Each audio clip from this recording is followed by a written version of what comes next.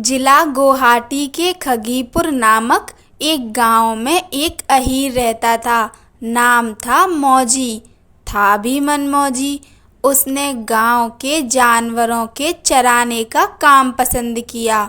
यह कहानी उस समय की है जबकि भारत पर जहांगीरी अमलदारी थी।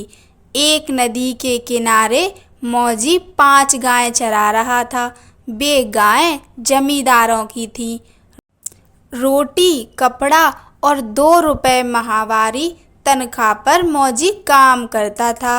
ना माँ ना बाप, परम स्वतंत्र, ना पढ़ा ना लिखा। परम मौजी जिस बात को सच मानता, फिर चाहे वह एकदम गलत ही क्यों ना हो, चींटा सा चिपट जाता था। सत्य के साथ सारूप्य हो जाने की आदत मौजी में थी, पर सत्य और असत्य का विवेक करने वाली निर्णय शक्ति उसमें ना थी, क्योंकि वह सत्संगहीन था। सत्संगहीन सदा मूर्ख रहता है, फिर चाहे वह डबल एमए ही क्यों ना हो। बात यह है कि संसार में सत्य और असत्य दूध और पानी की तरह मिला दिया गया है। असल और नकल को जानने की शक्ति सत्संग से ही मिलती है। आम के पेड़ के नीचे बैठा मौजी एक भजन गुनगुना रहा था। तब तक वहां आ पहुंचे एक पंडित जी। कंधे पर झोला और मस्तक पर लंबे तिलक। पंडित जी वहां ठहर गए। दोपहर हो रहा था। पंडित जी ने झोले में से धोती निकाली और स्नान किया।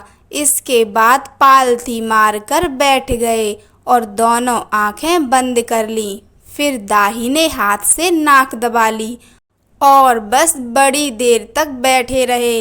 इसके बाद उन्होंने मूंग के 2 लड्डू निकाले और खा पी कर चलने को तैयार हुए।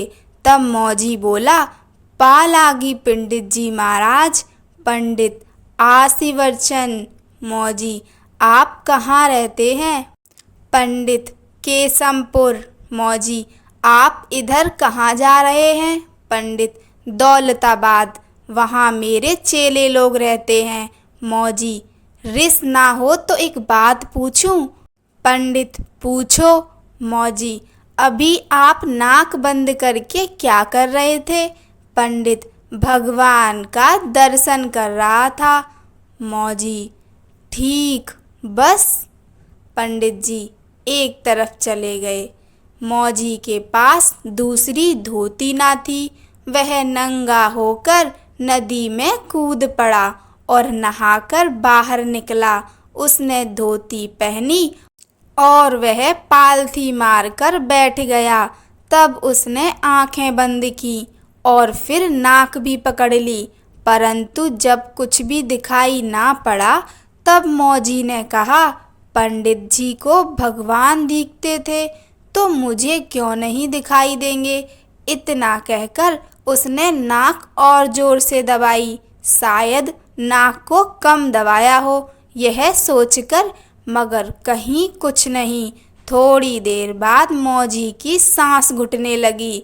तब उसने कहा, प्राण ही चाहे क्यों ना निकल जाएं, लेकिन जब तक भगवान के दर्शन ना होंगे तब तक नाक नहीं छोड़ूंगा।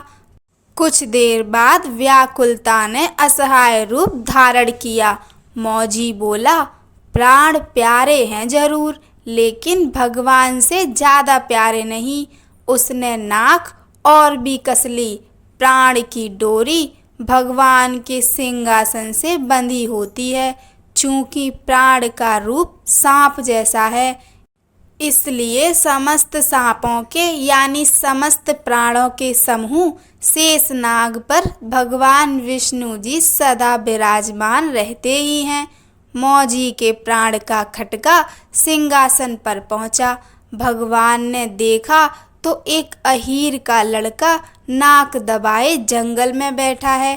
कारण जो पूछा तो माया ने पंडित जी वाली कहानी समझा दी। लक्ष्मी जी के नाम से भगवान के पास योग माया सदा हाजिर ही रहती हैं। भगवान ने सारा माजरा जानकर सोचा कि मौजी की मौत अभी आई नहीं, जो वह मर जाएगा, इसलिए उसे दर्शन देना चाहिए। भगवान ने मौजी के सामने प्रकट होकर कहा, आंखें खोलो, मैं आ गया। आवाज सुनकर मौजी ने आंखें खोली और नाक भी छोड़ दी।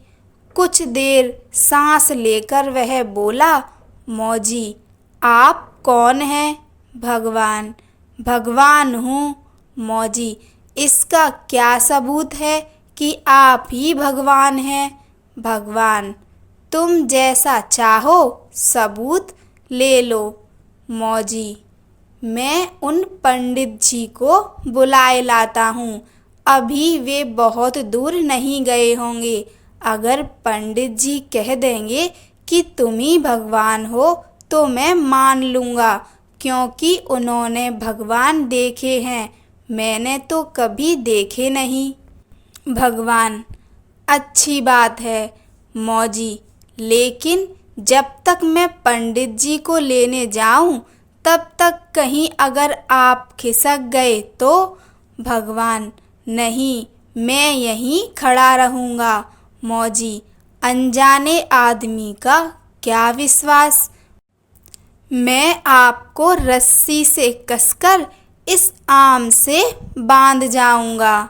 भगवान, अच्छा भाई, बांध लो। मौजी उठा, 5 गायों की रस्सियां खोली और उन सबको बांधकर उसने 30 हाथ लंबा एक रस्सा तैयार किया। भगवान बेचारे खुद ही आम से सटकर जा खड़े हुए। मौजी ने बेकलक तरीके से उनको कसकर बांध दिया। फिर वह दौड़ा। 2 फर्लांग दौड़ने के बाद पंडित जी दिखलाई पड़े। उसने चिल्लाकर कहा, ओ पंडित जी महाराज, चलो देख लो कि तुम्हारे वाले भगवान यही हैं कि कोई दूसरे। मैंने उनको आम से बांध दिया है। पंडित जी ने आवाज सुनी मगर मतलब कुछ भी ना समझे। मुड़कर देखा तो वही लड़का दौड़ता आ रहा है कि जो नदी किनारे मिला था। पंडित जी ने सोचा कि यह युवक है और मैं बूढ़ा हूँ, कहीं मेरा झोला छीनने ना आता हो। पंडित जी आगे को सरपटे, मगर मौजी था अपनी धुन का पक्का। उसने दौड़कर पंडित जी का हाथ पकड़ लिया। लाचारी के कारण पंडित जी वहां आए कि जहां वह आम का वृक्ष था। मौजी, देखो पंडित जी, यही भगवान है ना? पंडित जी ने बहुत इधर उधर देखा। आम के वृक्ष से एक रस्सा लिपटा था और कहीं कुछ ना था। पंडित जी कहाँ हैं? मौजी, दिन में नहीं सूझता वे कैसे बंधे हैं? पंडित जी ने अपना पिंड छुड़ाने की गर्ज से झूठ ही कह दिया कि हाँ वही हैं। इसके बाद मौजी फिर बोला, नजदीक जाकर देख लो, फिर कभी यह मत कहना कि ये वे नहीं हैं। पंडित जी को भगवान दिखाई नहीं दे रहे थे, परंतु उन्होंने कहा, बस बस यही हैं, यही। अब पंडित जी की छुट्टी थी, वे चल दिए। मौजी ने रस्सा खोला, भगवान के चरण छुए। भगवान, वह पंडित मेरा भक्त नहीं है, वह तो पाखंडी है। मौजी, तो आप पाखंडी को क्यों दर्शन देते हैं? भगवान, मैंने उसे कभी दर्शन नहीं दिया। मौजी, वाह, वह कहता था कि मैं रोज दर्शन किया करता हूँ और अभी मेरे सामने वह आपको देख गया है। भगवान, उसने ना तो आज देखा और ना पहले कभी देखा था, वह झूठा है। मौजी, लेकिन उनके झूठ ने मुझे सच से मिला दिया। वह पाखंडी सही, लेकिन मेरा गुरु है। भगवान, तुम क्या चाहते हो? मेरा दर्शन व्यर्थ नहीं होता। मौजी, मैं यह चाहता हूँ कि जब मैं नहाकर नाक बंद किया करूँ तब आपका दर्शन हुआ करे। भगवान, ऐसा ही होगा मौजी। एक बात आपने अपनी खुशी से दे दी, एक बात मेरे मांगने से दीजिए। भगवान, मांगो मौजी। जब पंडित जी नाक बंद किया करें तब उनको भी दर्शन दिया करें। भगवान, तब तो वह भी सुधर जाएगा, क्योंकि मेरा दर्शन पाने वाले मिथ्याचारी नहीं रह सकते। मौजी, तुम धन्य हो, तुमने अपने गुरु का उद्धार किया और अपना उद्धार किया। गुरु ही चेले का उद्धार किया करते हैं, पर आज चेले ने गुरु का उद्धार किया। 1 साल के बाद वही पंडित जी फिर उसी मार्ग से निकले। मौजी पूर्ववत गाय चरा रहा था। जब दोनों ने दोनों को देखा तब मौजी बोला, मौजी, गुरुजी प्रणाम। पंडित, गुरुजी प्रणाम। मौजी, आप मेरे गुरु हैं, क्योंकि आपने मुझे भगवान से मिलाया। पंडित, आप मेरे गुरु हैं, क्योंकि आपने मुझे भगवान से मिलाया। मौजी, मैं अहीर हूँ और आप ब्राह्मण हैं। पंडित, आप ही ब्राह्मण हैं और मैं अहीर हूँ। मौजी, मैं मूढ़ था, आपने पंडित बनाया। पंडित, मैं पाखंडी था, आपने भक्त बनाया। मौजी, जो हुआ सो हुआ, हम दोनों दोनों के गुरु हुए और दोनों दोनों के चेला हुए। पंडित, मैंने यजमानी का पेशा छोड़ दिया, तुम भी गाय चराने का पेशा छोड़ दो। मौजी, फिर क्या करोगे? पंडित, द्वार द्वार पर राम नाम का प्रचार करेंगे। तुम बजाया करना खंजड़ी और मैं बजाया करूँगा मजीरा। मौजी, दोनों मिलकर भक्ति के भजन गाया करेंगे। पंडित, हाँ, राम नाम के पवित्र जल में खुद भी नहाया करेंगे और संसार को भी नहलाया करेंगे। मौजी, नाम क्या रखोगे?